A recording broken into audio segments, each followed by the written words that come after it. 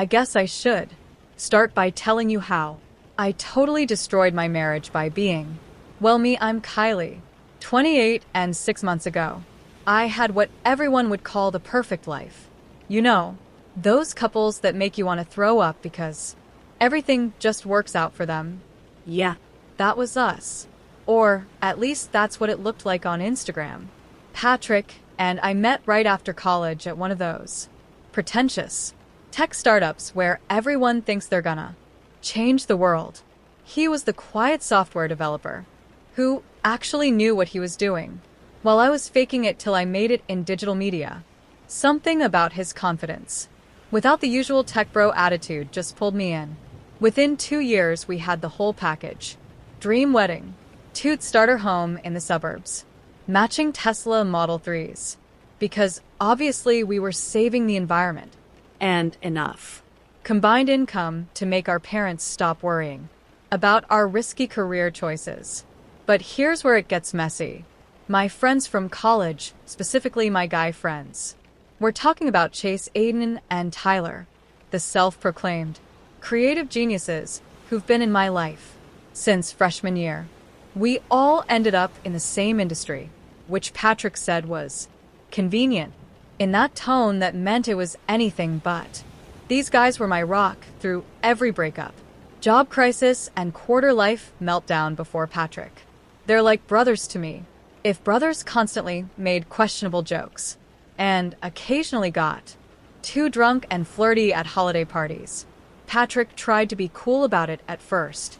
He'd come to our weekly happy hours, laugh at inside jokes he didn't get, and pretend not to notice when Chase would casually mention our almost thing from sophomore year. But about a year into our marriage, he started making these little comments. Don't you think Tyler's hands linger a bit too long when he hugs you? Or interesting how Aiden only calls after 10 p.m. I'd roll my eyes and tell him he was being ridiculous. They were my friends, nothing more. The real drama started when I got promoted to creative Director at my agency. Suddenly, I was managing bigger projects, working later hours. And guess who was always there to help me brainstorm over drinks? My boys. Patrick would text asking when I'd be home, and I'd reply with some vague excuse about client emergencies. Meanwhile, I'm 4 drinks deep at some rooftop bar, laughing at Chase's impression of Patrick's concerned husband routine. I started keeping little things from Patrick, like how Tyler would send me memes at 2 a.m., or how Aiden and I had this running joke about what would have happened if we dated in college. They seemed harmless at the time, just friendly banter between old friends. But Patrick didn't see it that way. He'd find texts and get this look on his face, like he was trying to solve a puzzle he didn't want to complete. That's when we started fighting. Real fights, not our usual bickering about whose turn it was to load the dishwasher. He'd say things like, if they're just friends, why do you hide your phone when I walk by? Or, why does Chase need to know about our personal issues? I'd get defensive, call him controlling, tell him he was overreacting. I even started throwing in some gaslighting. Greatest hits like, maybe you should talk to someone about your trust issues. And I can't believe you think so little of me. Looking back, I can see how everything snowballed. But at the time, I was convinced I was the victim of Patrick's irrational jealousy. Maybe if I'd actually listened when he tried to talk about his feelings, things would have turned out differently. But that would have required me to be a completely different person, right? Someone who actually cared about their husband's feelings more than their own social life. Little did I know, things were about to get so much worse. But that's what happens when you start a group chat specifically to trash talk your husband with your totally platonic guy friends. The group chat started innocently enough. Or at least that's what I told myself. Chase made it. One night after Patrick had called me 3 times during our happy hour, he named it Kylie's Freedom Fighters because he thought he was being clever. Tyler added a clown emoji next to it because, well, you'll see why that became ironic later. At first it was just a place to vent. Patrick would text asking why I wasn't home for dinner, and I'd screenshot it to the group with some eye roll emojis.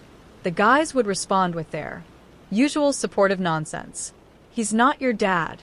Or does he know you're a grown woman with a job? It felt good having people validate my feelings, even if those feelings were basically just me being annoyed at my husband for checks notes wanting to spend time with me. But then things started getting darker. Aiden would analyze Patrick's texts like he was writing a dissertation on toxic masculinity. Chase started sending articles about controlling behaviors in relationships. Tyler kept bringing up how his sister's marriage ended because her husband was just like Patrick. Looking back, they were totally manipulating me, but at the time, I ate it up like it was gospel truth. The real turning point was when I started sharing more private stuff. Arguments about our sex life, Patrick's insecurities, even screenshots of his therapy journal that I found on his laptop. Yeah, I know, I'm not proud of that one, but the guys were so supportive, telling me I had every right to understand what I was dealing with. Chase even started calling Patrick the controller in the chat, and we all thought it was hilarious. We had this system where we delete messages after 24 hours just to be safe, because nothing says totally appropriate friendship like having to hide everything you're saying. Right. I even started taking screenshots of particularly juicy conversations before they disappeared, saving them to a hidden folder on my phone, titled Work Stuff, because I'm basically a spy mastermind. The worst part, I started getting a thrill from it. Every time Patrick would try to have a serious conversation about boundaries, I'd be secretly typing away to the group, Giving them a play-by-play. They'd send back their commentary like the world's worst sports announcers, and I'd have to bite my lip to keep from laughing, while Patrick poured his heart out. One night, after a particularly heated argument about me missing his company dinner, I was at a work event that suspiciously looked a lot like bar hopping with Chase and Tyler. I sent a message to the group that crossed a line I didn't even know existed. Sometimes I wonder if I married the biggest clown in the circus. I wrote followed by about 50 clown emojis, because I'm super mature like that. The guys went wild, changing the group chat name to Clown Court, and spending the next hour sharing circus memes. Meanwhile, Patrick was asleep next to me, probably dreaming about whatever boring software thing he was working on, having no idea his wife was basically running a digital burn book about him. I remember looking over at him that night and feeling this weird mix of superiority and guilt, but mostly superiority, because I'm literally the worst. I had no idea that those stupid clown emojis would come back to haunt me in the most spectacular way possible. But hey, if you're going to build your marriage on a foundation of lies and disrespect, you better be ready for the whole circus to come crashing down. The first crack in my perfect little secret world showed up on a totally normal Tuesday. Patrick was acting weird at breakfast. Quieter than usual, keeps checking his phone. Barely touched his protein shake. Yeah, he was one of those guys. I didn't think much of it until I got to work and saw the message from Chase. Hey, did you know your settings were backing up deleted messages to your cloud?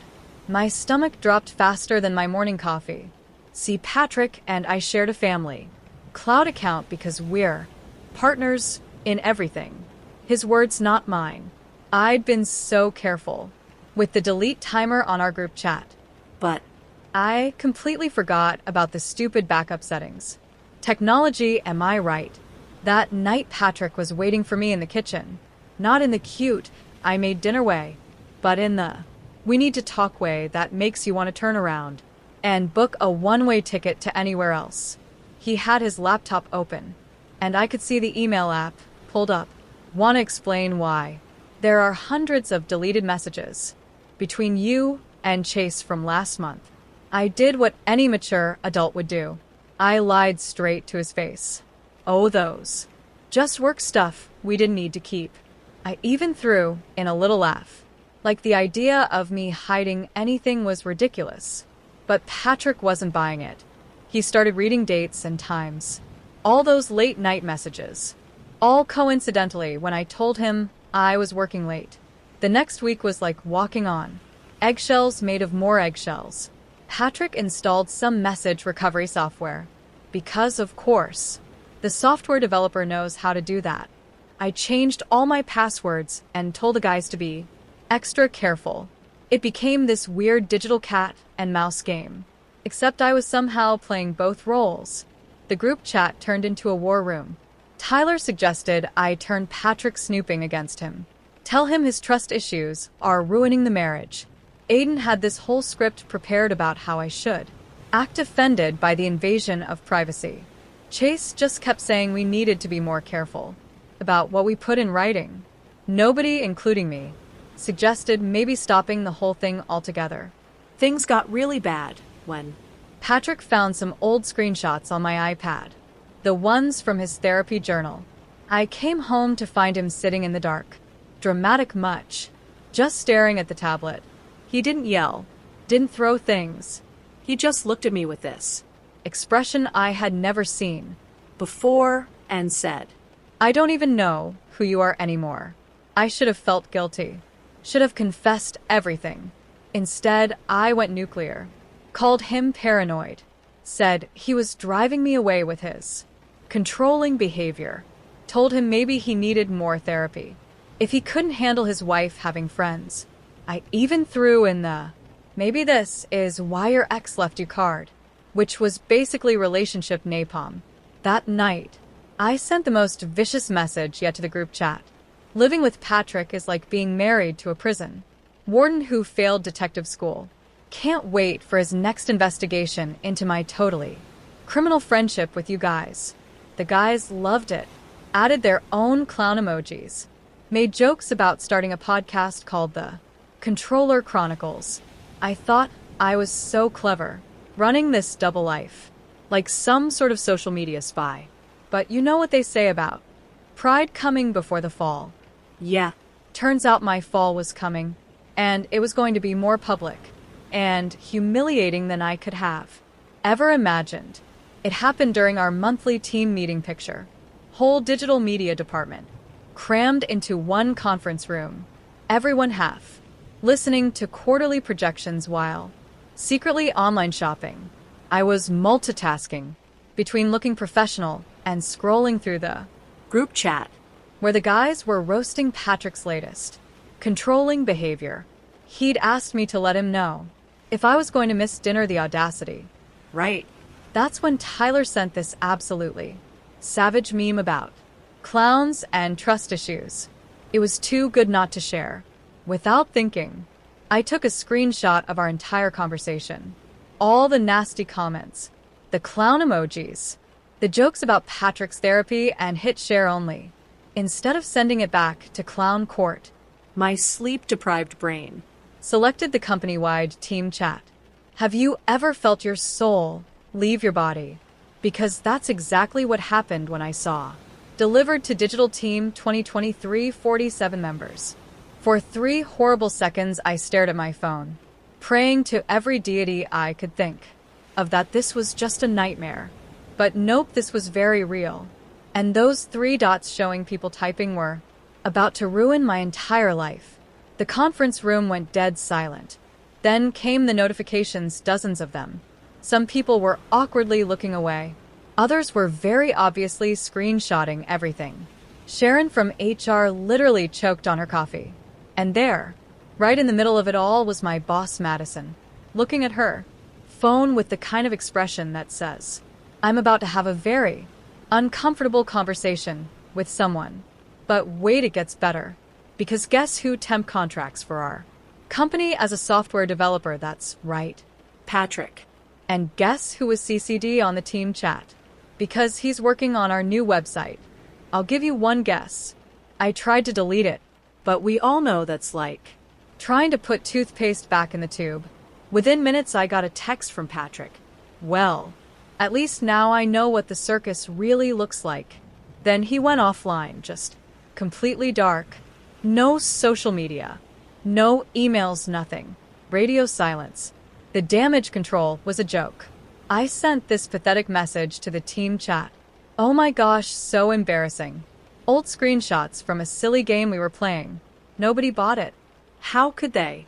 The timestamps were from that morning, and it's pretty hard to explain away messages like, I can't believe I married such a clown as part of a game. The guys weren't helping either. Chase disappeared the moment things went south. Aiden sent some weak, it'll blow over messages. Tyler had the nerve to suggest we should lean into it and pretend it was all an elaborate prank, because apparently, He thought. gaslighting an entire company was a solid strategy. Madison pulled me into her office before lunch. She used phrases like hostile work environment and professional integrity, while I sat there trying not to throw up. Turns out, sharing your husband's private therapy details and a company chat isn't just morally bankrupt. It's potentially legally problematic. Who knew? By the end of the day, I had a formal warning in my file, a mandatory meeting scheduled with HR, and still no word from Patrick. I drove home in a daze, rehearsing explanations that sounded pathetic, even in my head. But Patrick's car was in the driveway or the garage. In fact, some of his things weren't in the house either. That's when I realized this wasn't just another fight I could manipulate my way out of. I had finally pushed things too far, and my whole house of cards was about to come crashing down in the most public way possible. The next few weeks were like watching my life unravel in slow motion. Remember how I said Chase, Aiden, and Tyler were my rocks? Turns out rocks sink pretty fast when your reputation is drowning. Chase was the first to jump ship, sent this long message about how he never meant for things to go this far, and needed to distance himself for professional reasons. Translation: He was worried about his own job. Aiden stuck around a bit longer, but only to cover his own tracks.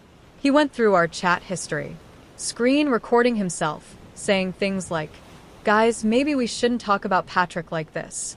And Kylie, this seems wrong. Yeah, real convenient timing there, buddy. He even had the nerve to email Madison, Saying he'd been trying to guide me toward more professional behavior. All along, snake. Tyler tried to play both sides, which worked about as well as you'd expect.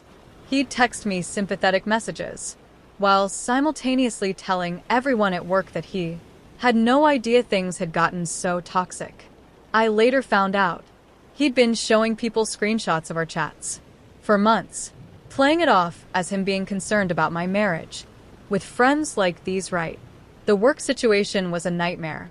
You know that scene in Mean Girls where they're reading the burn book? It was like that. Except I was Regina George, and the burn book was about my husband. People I'd worked with for years suddenly couldn't meet my eyes. The break room would go quiet when I walked in. I started ordering lunch delivery because I couldn't handle the cafeteria stares. Madison tried to be professional about it, but I could tell she was done with me. My rising star status crashed and burned. Projects I'd been leading got reassigned. Clients started specifically requesting anyone but Kylie for their accounts. Even the office. Karen felt comfortable enough to give me relationship. Karen let that sink in. But the worst part, Patrick's reputation actually improved. People started seeing him as this long, suffering husband who'd put up with years of disrespect. Which, okay, maybe was true, but they didn't know our whole story. They didn't know about his trust issues. Even if they were apparently justified, they didn't see how his controlling behavior, asking where I was wanting to spend time together, basic husband stuff had forced me to vent to my friends. He filed for divorce 3 weeks after the group chat incident. No drama, no fights, just a clean, efficient exit. Typical Patrick style. His lawyer contacted mine, all very professional. He didn't try to ruin me financially, didn't badmouth me to our friends, didn't even change his relationship status on social media. Somehow that made it worse. His silence was louder than any argument. The The final gut punch came when I found out he'd already accepted a job offer in another state. He'd apparently been quietly planning his escape since finding those therapy journal screenshots. The house would be sold, assets split fairly, and he'd be gone. Just like that. My perfect life was being dismantled with the same careful precision Patrick used when writing his code. I tried reaching out once. Sent this long Paragraph about how we could work things out, how I'd changed, how I'd realized my mistakes. His response: I hope you find whatever it is you're looking for, Kylie. I really do. Then he blocked me on everything. Not in an angry way, but in that final quiet way that tells you someone is just done. Looking back now, I can see how each little choice, each message, each lie led to this moment. But you know what's really messing with my head? Part of me still doesn't think I was entirely wrong. I mean, yes, I messed up with the group chat and the screenshots. But if Patrick had just been more understanding about my friendships in the first place. 6 months later, and here I am, sitting in my overpriced studio apartment, scrolling through dating apps, while my divorce papers sit on my IKEA coffee table. The life I had feels like someone else's Instagram story. You know, the kind you watch and think must be nice, before continuing with your regular, messy existence. I'd love to tell you I learned some profound lesson from all this, that I had this huge emotional breakthrough and became a better person. But honestly, the main thing I learned is to double check who I'm sending screenshots to. That. And maybe don't share your husband's therapy notes with your guy friends. Apparently that's crossing a line or whatever. The friend group completely imploded. Chase moved to Seattle for a fresh start, aka running away from the drama he helped create. Aiden got promoted and now actively avoids eye contact when we pass in the hallway. Tyler tried to slide into my DMs last week with some hope you're doing better garbage, but I left him on read. Turns out backstabbing works both ways. Work is different. I'm still there technically, but it's like being a ghost in your own life. Madison keeps me around because I'm good at what I do, but I'm not exactly getting invited to brainstorming sessions anymore. The office whispers have died down, replaced by this awkward politeness that might actually be worse. Even my work bestie Sandra only talks to me about safe topics like the weather and her cat's Instagram account. Patrick. He's thriving because of course he is. I may or may not stalk his LinkedIn. Private browsing mode, obviously. New job. New city, new life. Someone told me he's dating some software engineer he met at a conference. She probably understands all his coding jokes and doesn't have any complicated friendships with guys from college. The worst part isn't losing the marriage or the friends, or even the respect of my coworkers. It's realizing that I can't even trust my own judgment anymore. Like, was I really the victim in all this? Or was I just really good at making myself believe I was? When I read back through the few screenshots I kept saved in a folder called Never Again, I don't recognize the person who wrote those messages. Or maybe I do, and that's what scares me. My mom says this is all part of growing up and learning from our mistakes. Easy for her to say. Her biggest relationship drama was Dad buying a motorcycle during his midlife crisis. She keeps telling me there are plenty of fish in the sea. But after everything, I'm not sure I trust my fishing skills or my ability to not turn the fish into social media content for my friends to mock. Sometimes I wonder what would have happened if I had just listened, if I had taken Patrick's concerns seriously instead of turning them into entertainment for the group chat.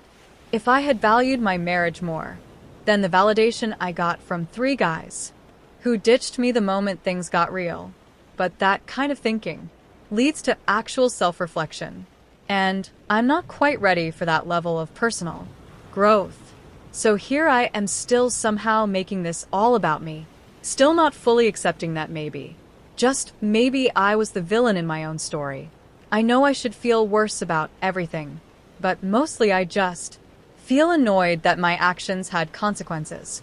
Patrick would probably say that's the problem. Right there. But hey, at least I got a good story out of it, right? And if you're reading this thinking, I'm the worst person ever, well, You're probably right. but at least I'm self-aware enough to know. I'm not self-aware. That counts for something, doesn't it? Guess I'll end this here. My dating app is blowing up, and I've got some new matches to vet. Don't worry.